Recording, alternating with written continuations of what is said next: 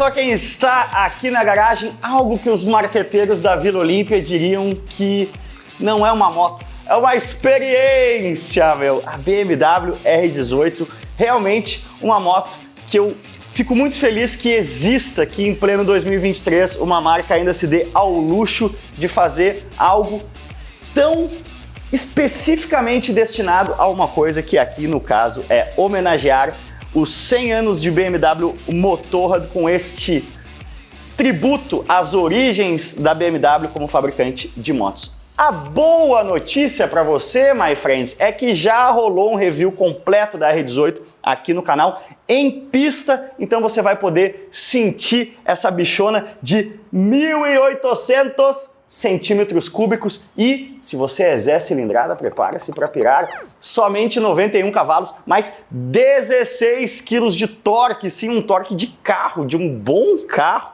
tá? O link na descrição para você desfrutar, mas eu queria justamente mostrar um pouco como é a experiência de conviver com essa moto, que tem um motor boxer aqui, ó, vou sacar a fita métrica, ou melhor, uma trena, isso aqui, né? De forma não muito científica, eu vou dizer para vocês, o motor aqui, o boxerzão bicilíndrico, cilindros opostos aqui, tem no olhômetro, vai, 85 centímetros de largura. Agora olha que interessante, o guidão tem 94. Então, você está falando de uma moto cuja largura do motor é praticamente a mesma largura do guidão e isso torna ela muito peculiar. Bom, primeiro, são 350 quilos, né? Como é que pode você administrar 350 quilos no trânsito? Bom, existem várias maneiras de tornar isso um pouco menos intimidante do que parece. A primeira vocês já estão vendo aí, repara como é baixa a minha posição. Juntado isso à posição baixa do motor, o centro de gravidade fica lá embaixo e aí você tem muita base aqui para administrar os 350 quilos de forma menos dramática do que parece. Agora, o boxerzão com cada cilindro tendo 900 centímetros cúbicos, já parou para pensar nisso? É como se cada cilindro fosse quase uma milzona 4 cilindros, aí você que é Zé cilindrado. São coisas gigantes que quando você aciona a moto, bom, eles estão prontos para sentir a massa, dá uma olhada, ó.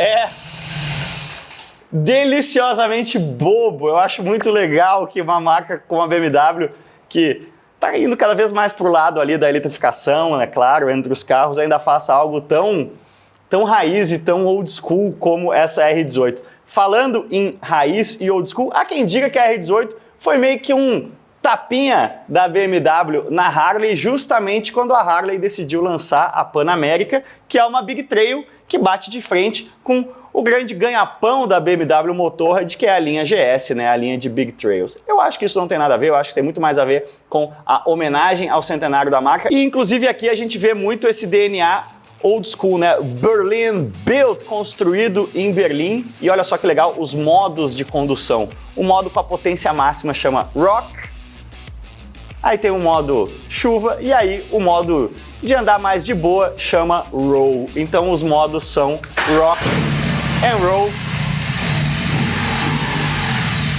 Então bora rock and rollar um pouco pelas ruas de São Paulo nesse dia meio cinza, para vocês verem como é administrar esse monstrão aqui no mundo real.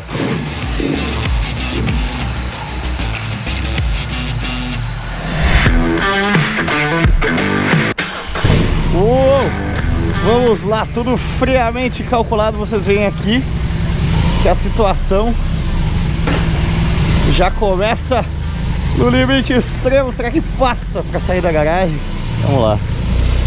É engraçado, quando você está em baixas velocidades com essa moto, você mantém os pés no chão, assim, vai meio que fazendo um rastejo meio tartaruga. Uma outra coisa interessante aqui da R18 é que, ao contrário de outras motos gigantes, como a Goldwing, por exemplo, ela não tem ré. Então também quando você vai estacionar num lugar um pouco mais inclinado, você tem que planejar tudo com muita sapiência. Falando em sapiência também, atenção ao próprio diâmetro de giro, assim, na hora de dar fazer um retorno, alguma coisa assim. É outra coisa que você vai ter que se acostumar em relação a mesmo uma outra moto grande, né? Eu tava essa semana no lançamento da Sportster S, que é uma motona que não faz curva, né? No sentido comparado aí com as motos que a gente está acostumado mais no dia a dia. E olha, a própria Sportster parece uma CG comparada aqui à R18. Eu não sei se vocês notam aqui, em baixas velocidades, você sente muito essa questão da transferência de peso feita tanto pelo motor Boxer, uou, quanto pelo próprio Cardan, né? É outra coisa ali. O fato de você ter uma transmissão feita por um eixo sólido também ajuda a criar esse movimento que inclina a moto.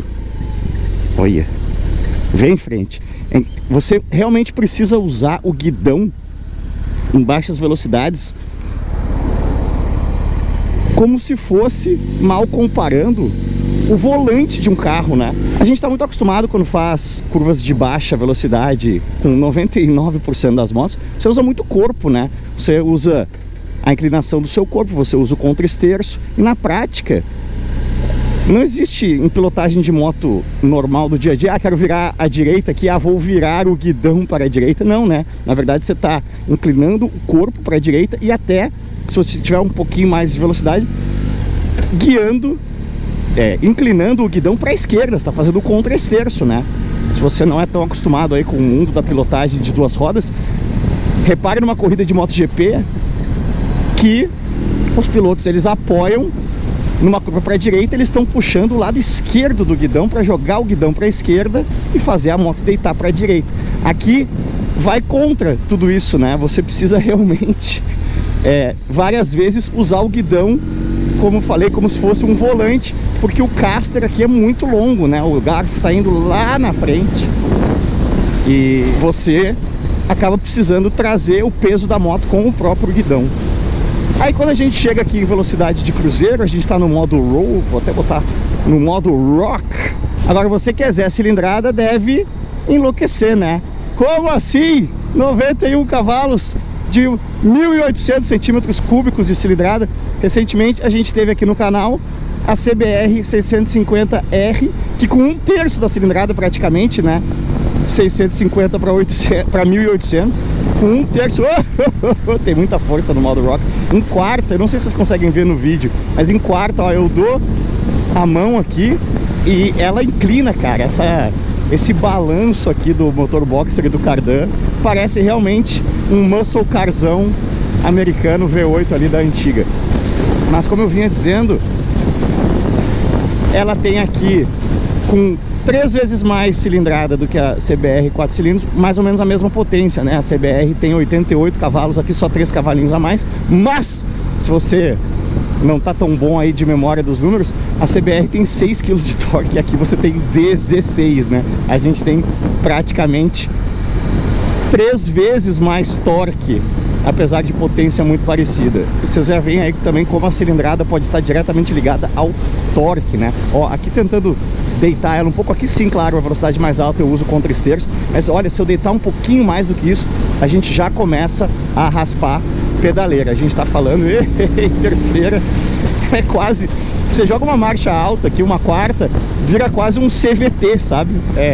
Em qualquer velocidade que você tiver, aqui 90 por hora, quarta marcha, eu nem dei a mão toda, olha o que empurra, cara, dá até a sensação de que se você fizer uma arrancada com vontade, em primeira marcha, no modo Rock, mesmo com esse caster todo e com 350 quilos, olha, eu acho que você levanta um pouco o pneu dianteiro nesse monstrão aqui. Não duvido disso ser possível e confesso que não tenho a menor vontade de testar e ver se eu tenho coragem, porque num motão desses de 350 quilos, e não custa lembrar, né? 140 mil reais de peso, aliás, 140 mil reais de preço, se as coisas derem errado aqui, elas vão dar muito errado. Uou! Aqui o entre-eixos longo, né, na buraqueira ajuda você ter conforto. Mas aqui, vou seguir mais um pouquinho na marginal. Aqui ela tá totalmente na zona de conforto dela R18, né? Já dá pra gente chamar uma quintinha aqui. Nossa, esse trecho da marginal aqui é vergonhosamente ruim. E aí já tem alguns trechos agora que estão sendo recapados, né? E vira essa eterna... Nunca fazem a marginal direito aqui em São Paulo, né? Vai sempre quebrando o piso, colocando uma casquinha de asfalto nova, como aqui vocês veem, ó, que já é uma casquinha de asfalto nova, mas esse piso aqui vai estar numa condição parecida com o piso que a gente acabou de passar. Pode escrever em coisa aí de 2, 3 anos. É sempre o que meu pai, engenheiro, fala, uma expressão clássica da engenharia aí, é sempre o provisório permanente. É assim que o Brasil faz a sua construção civil e a sua engenharia urbana em geral, né? Construção civil pública, né? Não privada, diga-se de passagem. Estamos aqui agora em sexta, aí a moto relaxa, vira uma cruiser zona. A posição de pilotagem é muito confortável, porque eu tô com as pernas aqui, ó, muito bem dobradinhas a 90 graus e bem espaçadas. Segurar o tanque aqui com o joelho praticamente impossível, né? Porque a minha canela tá sendo travada aqui, ó, pelo próprio escape, né? É o início do escape aqui que a gente tem. Então você realmente é forçado a ficar com essa posição que eu chamaria quase de cadeira ginecológica. E aí o guidão de 94 centímetros, como vocês viram, também tem... Olha o que vibra o farol, galera, em sexta marcha aqui. É realmente... São cilindros muito grandes, né? Geram muita vibração, por mais que a gente tenha aqui toda a tecnologia da BMW. Pode escrever que se a BMW quisesse tirar essa vibração, ela tirava, mas ela não está te vendendo aqui uma moto, ela está te vendendo uma experiência.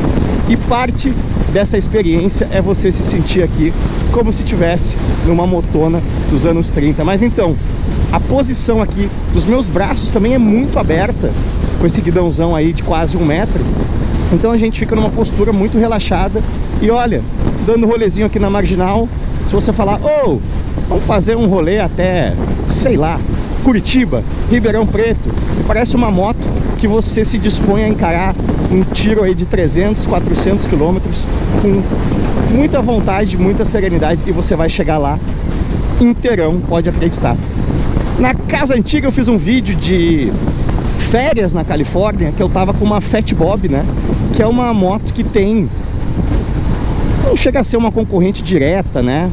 Na verdade é, né, no mercado, apesar da Fat Bob ter uma pegada um pouquinho mais esportiva, mas é uma moto que também tem essa postura bem clássica de cruiser americana aqui, né, com a perna e o braço bem pra frente, assim.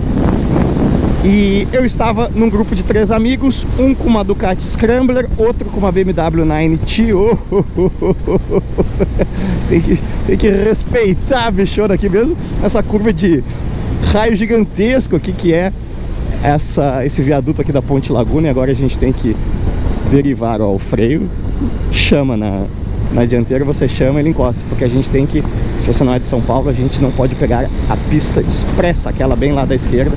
As motos têm que ficar aqui na pista local, o que, por mais que a galera duas rodas tenha ficado bastante frustrada no começo, né, porque o limite aqui é bem mais baixo, aqui a gente tá no limite de 60, ali de 90, agora o que reduziu de acidente não é brincadeira.